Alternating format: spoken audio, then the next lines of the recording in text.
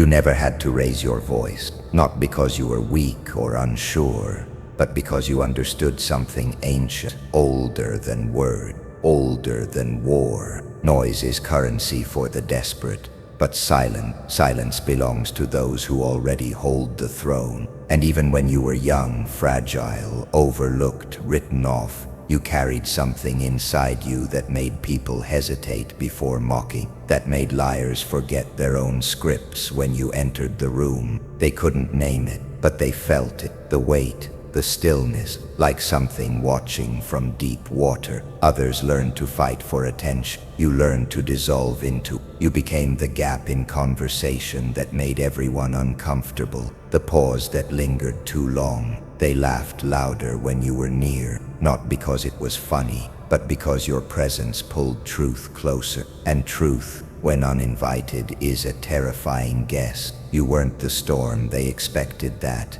You were the atmosphere before the strike. No flash, no thunder, just pressure building in the lungs of anyone who thought they knew you. You knew how to hold your breath when they gasped, how to wait when they begged for reaction. Your quiet wasn't empty, it was restrained, a vault behind the eyes. And though you never spoke with venom, something in your gaze made even confident people over-explain themselves. They would fumble to justify, apologize for things you never brought up, terrified by the reflection they saw in your stillness. You didn't need to accuse. Your silence made them confess to crimes you hadn't witnessed. They called you cold, but it wasn't coldness, it was design, a kind of psychological geometry that kept your power veiled in shadow. You let them underestimate you, because you knew the ones who laugh loudest are often the first to unravel. You weren't interested in performing, you were studying, tracking the pattern behind every word,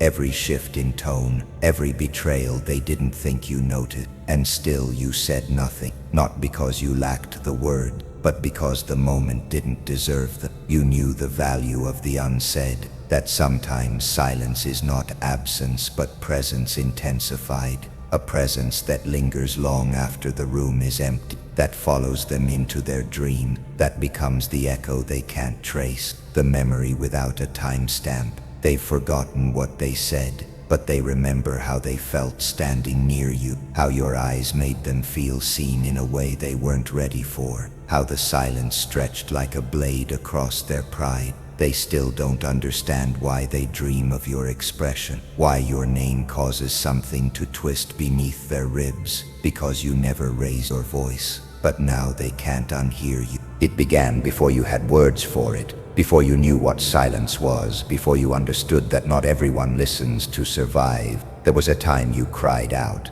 not loudly, but with the small, fractured signals that only the wounded ever notice. But no one came, not in the way that mattered. So you stopped, and in that stillness, something ancient stirred. You began to hear what others couldn't, the tension behind a laugh, the venom hidden in praise, the soft click of a door locking behind you. Your nervous system became your teacher. Hypervigilance became your religion. You didn't learn restraint, you became it. While others shouted to prove they mattered, you disappeared to preserve what little of you hadn't been dissected. They thought your silence meant surrender, but it wasn't surrender. It was surgery, a scalpel to the chaos, a decision to withhold your fire until it could burn precise. You learned that loudness is often just camouflage, masking the trembling hands of the weak. So you watched, you studied, you understood that humans speak in rituals, not truth. And once you saw through the rituals, there was no going back. There were moments that shaped you, quiet ones. A door left ajar during betrayal, a conversation where your name came up, and the air shifted like a storm on the horizon. You saw people unveil themselves in fragments, and you realized something horrifying. They didn't even know they were doing it. Their lies weren't strategic. They were structural, built into the architecture of who they were. That was the moment you stopped asking for honesty. You started looking for cracks. There's a cost to this clarity. When you feel everything, you must choose what to show. So you built a vault behind your eyes, unspoken things, buried instincts, memories so sharp they could cut through steel. You wore neutrality like armor, not because you were cold, but because you had learned warmth invites invasion. You stopped reacting, and in a world obsessed with provocation, your lack of reaction made you danger. They didn't know how to read you. That's when the fear started. You weren't supposed to exist. You weren't following the script. When they pushed, you didn't flinch. When they lied, you didn't correct. You simply watched, and in that stillness they unraveled themselves. Some called you distant, others called you mysterious, but none of them called you weak again. And the irony, you never wanted power, not the kind they chased. You just wanted peace. But peace, you learned, doesn't come freely. It must be engineered, protected, earned through years of holding your tongue while the world screamed for a reaction. You are not voiceless, you are patient. You are not passive, you are precision. And your restraint, it wasn't born from fear. It was forged in the fire of knowing exactly what you could do and choosing not to. You didn't argue. You didn't match their volume or feed their chaos. You simply watched, a steady gaze, unblinking, unnerving, and that was enough, because in your silence they saw themselves raw, unedited, exposed beneath the thin skin of their lies. You didn't reflect their words, you reflected their essence, and that was always the sharper blade. Most people think confrontation is loud, but you learned early that the loudest people are often the most desperate. Noise is camouflage, volume is panic, but you let them speak. You gave them rope, slowly, almost kindly, and as they unraveled, word by careless word, you tilted the mirror just enough for them to glimpse the monster in their own mouth. They thought they were dominating the moment. They didn't realize you were documenting it. Every deflection, every contradiction, every fracture between what they said and what they really meant. You were never passive. You were forensic. What haunted them wasn't your voice. It was your stillness, the lack of interruption, the fact that you didn't fight back in the way they expected. Because when someone is used to being met with noise, silence feels like judgment, like you're already past them. Like the verdict has been carved in stone long before they finish their performance, and that's what drove them insane. You didn't play their game, you became the audience to their unraveling, and no one wants to be seen that clearly. Over time you noticed the shift. They started defending things you never accused them of, explaining choices you never questioned. That's the thing about a mirror. It doesn't accuse, it just shows. And they could not unsee what you revealed by doing nothing more than standing still. Your presence was not neutral. It was surgical, cold in precision, yes, but driven by something older than vengeance. You weren't interested in punishment. You were interested in truth. And truth is a terrible weight for those built on illusion. They left those encounters changed, quiet, disturbed, searching. They'd speak about you like a riddle, like a shadow they could never outpace. Some called you manipulative, others called you cold. But that's what people do when their own reflection horrifies them. They blame the mirror. What they never understood is that your silence wasn't empty. It was gravity. It pulled their truth from beneath the surface, piece by aching piece. You didn't destroy them. You revealed them. And sometimes that's worse. They never saw it coming. Not because you were deceptive, but because you were disciplined. While they mistook your silence for indecision, you were studying exit, calculating thresholds. You knew something ancient, that not every war is won by confrontation. Some are won in the quiet, surgical art of leaving, not in anger, not in haste, but in timing. They were too loud to notice you'd already stopped answering, too self-assured to realize they were performing for a room that had already emptied of your loyalty. You didn't slam the door. That would have given them closure. You let it creak open just enough to make them wonder if they were the ones who walked out. Your absence wasn't theatrical. It was forensic, clean, silent, final, the kind that leaves no fingerprints but is felt in every corner of their psyche. While they shouted into voids and danced for attention, you were already fading from the script, letting their projections crumble without a canvas.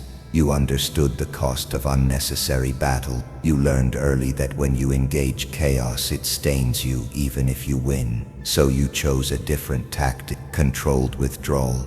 A retreat that isn't weakness but strategy, the discipline to unhook your energy from people who only love you when they think you're smaller than them. They'll call it cold, they'll say you disappeared, but they'll never say what they did to make your presence feel unsafe. They'll never say how many times you gave them grace they mistook for permission. What they don't understand is that your silence is not the absence of feeling. It's the monument to everything you endured without retaliation. It's the cathedral built from every apology you never received. And when you leave, you don't take just yourself. You take the version of them that only existed in your eye. The version they can't recreate. That's why they spiral. That's why they rewrite the story with themselves as the victim and you as the ghost. Withdrawal is power, but only when it's precise. And you've made it an art form. You leave before the rot spreads, before their chaos becomes your identity. You don't wait for the explosion.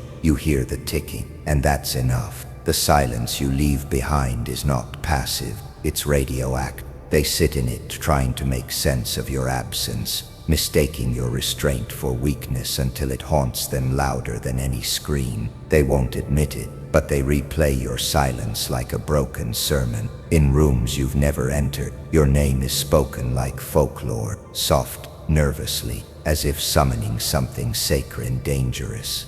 Because you never needed to raise your voice, you just needed to leave. And now their world echoes with the shape of you. They don't hear your voice anymore, but they're still in conversation. Every silence in their day has become a stage for your absence to perform. In the mirror, during the drive, between their words, your presence lingers like a code embedded in their thinking. You never screamed, you never demanded, but now their minds replay the moments they thought were harmless. The subtle glance you gave before walking away, the breath you didn't take when you could have responded, the choice not to fight, the restraint they mistook for surrender. They called you quiet, but they never realized your silence was precision, surgical, placed like a seed in their subconscious. And now it grows without permission. Guilt mutates it, ego waters, regret makes it bloom. They hear your silence most when they're speaking to someone else, when they lie, when they manipulate, when they echo the patterns that drove you to stillness. You became the voice they suppressed, and now it whispers louder than any apology could. They fantasize about closure, about confronting, about rewriting the scene where you refuse to engage. But even in their imagination, you remain composed still, watching. They scream in their minds, yet even their dream version of you doesn't flinch. You've colonized their internal monologue. Every argument they replay, every theory they build bends around your silence like planets around gravity. You're the black hole in the center of their justification, not because you stole it, but because you took nothing with you left. It drives them mad. Your restraint stripped them of the final performance. They never got to play the victim, the hero, the misunderstood genius. You didn't participate in their theater, so the script collapsed. And now the echo is all that's left, a soundless throb in the back of their thoughts, a line they can't finish, a punishment you never designed but they can't escape, not because you cursed them, but because they know you saw them entirely and said nothing. That is the cruelty of clarity. You never exposed them. You didn't have to. You walked away carrying the full weight of truth. And they've been staggering under the absence of denial ever since. They tell others you were cold, distant, unfair, but their tone always wavers because they remember the way you looked at them, not with hate, with knowledge, like someone who had seen the same pattern before, in older shadows, in ancient betrayals, and simply stepped aside to let it collapse on its own. Your silence wasn't the end. It was the beginning of their unraveling, not because you wanted revenge, but because truth has gravity, and you became its vessel. And now every quiet room, every broken mirror, every failed connection sounds like you. Not your voice, just the echo of who they had to become to ignore what you were trying to show them. They don't speak your name, not direct, not in rooms where their voices could betray them. Instead, they reduce you to fragment, a passing reference, a smirk, a shift in tone when your presence is mentioned. You became something unspeakable, not because of what you did, but because of what you didn't do. You didn't retaliate, you didn't plead, you didn't give them closure, and that, to them, was unforgivable. So they rewrote the story. In their version, you were cold, distant, manipulative even. They add shadow to your silence because they can't admit it scared them. They can't confess that your stillness made them feel exposed, vulnerable, wrong. So they coated your memory in distortion, draped it in half-truth, and handed it around like a shared hallucination. They needed the myth because the truth held up a mirror they weren't ready to face, that it wasn't you who broke the bond, it was them. You see, your absence created a vacuum, and nature abhors a vacuum. So they filled it with projection, with justification, with entire scripts where you played the villain they needed you to be. Not the quiet observer who saw too much, not the one who stepped back without a scream. That version was too dangerous, too real. They prefer the phantom, the one who never cared, the one who wasn't wounded, the one who vanished without bleeding. But the echo of you outlived the lie. In hushed conversation, in their midnight spiral, in the moment before sleep, your version speaks louder, and it doesn't shout. It asks question. Where was their apology? Why did they need to rewrite you to live with themselves? You never needed to defend yourself. They built the courtroom, appointed themselves judge, jury, and historian, and still couldn't erase your shadow from their story. You became folklore, not the kind that fades, but the kind that circles back in patterns, unresolved haunting. You are the quiet chapter they can't reread, but also can't close. And every time they warn someone about you, every time they reframe the ending, they confirm the one truth they won't speak aloud. You mattered more than they were ready to admit. You never chased redemption. That's what made it worse. You let them write their version and walked away as if you didn't need to correct the record. And that was the final blow. Because deep down they knew your silence wasn't ignorance, it was consent. Consent to let them drown in the mythology of their own guilt. They didn't just lose you, they lost the right to know you. And now they live with the story they invented. But you live beyond the page. They thought you were quiet because you had nothing to say. They never imagined silence could be a fortress, that behind your calm exterior was not weakness, but something too vast, too molten, too precise to be wasted on noise. You listened while they performed. You waited while they scrambled. You bled in silence, stitched yourself back together with no witnesses. Every betrayal carved out a chamber inside you, and you built walls not to shut the world out, but to house something sacred, control. You learned early that chaos makes people loud, that the loudest one in the room is always broadcasting their fracture, mistaking volume for power. But you didn't need to be heard.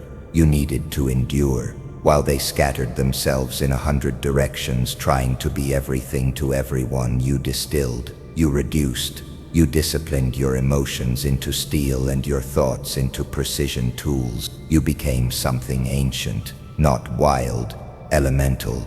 There is a kind of silence that unnerves people, the kind that isn't empty, but full of something they can't name.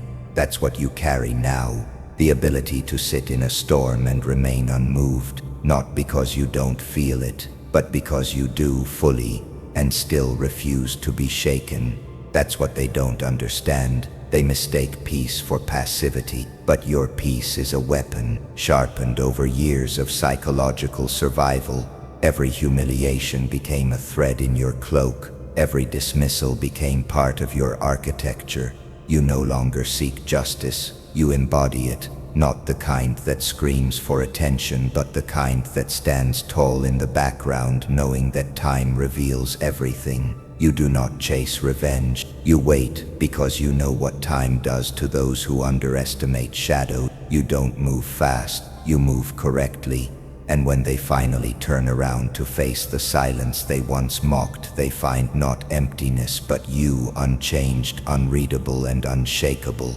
Your power no longer comes from being seen. It comes from the refusal to explain, from knowing that they wouldn't understand it even if you did, that some forces are not meant to be understood, only felt. You don't operate in rage anymore. Rage is messy. You operate in remembrance. You remember everything, the way they looked when they thought they'd broken you, the words they thought you'd never recover from, the doors that closed and you said nothing, but inside you recorded every detail like scripture and turned it into structure. Now when you enter a room, they feel it before they see you, a shift in the atmosphere, the hush before something sacred. You don't need to command them, you contain them. Without ever raising your voice, you make the world quiet, because what lives in you now isn't just survival, it's design, ritual, power sculpted into restraint.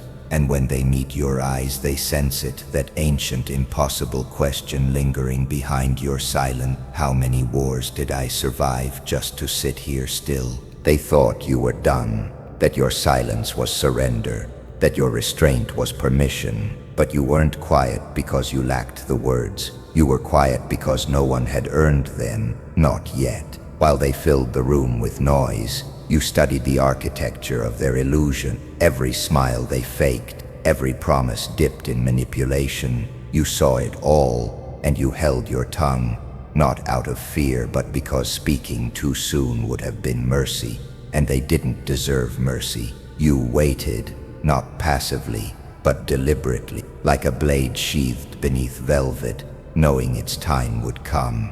You watched the chaos they created spin tighter, like a noose. You knew they'd come back. They always do. People can't help but return to the place where they lost control. You became that place, a haunting memory they can't label but can't escape either. A moment they replay in dreams, wondering what you would have said if you ever did. And then one day you speak, not loudly. You don't need volume. You never did.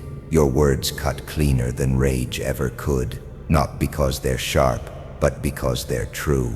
The kind of truth that makes bones ache. The kind of truth that collapses performances and leaves the maskless scrambling for shelter. Your voice doesn't rise. It sinks. It descends into the cracks of their facade, settles behind their eyes, and leaves echoes they'll never fully silence. They hear it and freeze, because it's not just what you're saying, it's what it means. They were measured, and found wanting. You don't have to accuse them. They accuse themselves. You've become the judge they never expected, cloaked not in robes or wrath, but in restraint, and that's what scares them. They would have preferred you broken, loud, easy to dismiss, but instead you became myth, and now your voice is scripture. They don't argue. They can't, because in that moment every deflection, every manipulation, every weapon they used fails. Words rot in their throat, excuses unravel. You're not speaking to convince them. You're speaking to confirm what they always feared. You saw everything. You just waited for the silence to mature. And now that it has, your voice isn't commentary, it's consequence. You don't say much. You don't need to. One sentence, maybe two, enough to break the spell, enough to remind them the person they underestimated, overlooked, dismissed, was never weak, only waiting. And when you finally speak, it's not a conversation, it's a reckoning.